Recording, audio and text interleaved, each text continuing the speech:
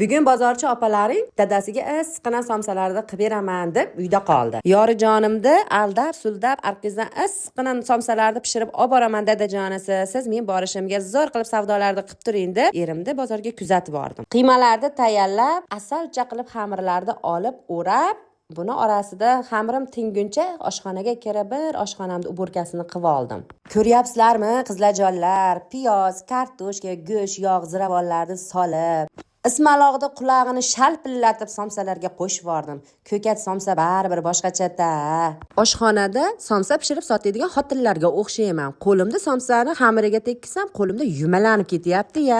Shunaqa ham yumshoq xamir olamanmi? Mana qo'llarimni o'ynatib somsani ham tugib bo'ldim. Tandirga o't qo'yishga tushdim. Yuragimda o't o'chib qolgan bo'lsa kerak deb o'yladim. Yo'q, hali yuragimda o't o'chmagan ekan. Bittada yonib ketdi qizlarjonlar. Mana somsa ham pishdi. Mazza qilib somsani yeb, dadajonimning duosini oldim. Obuna bo'lish eslaringdan chiqmasin-a.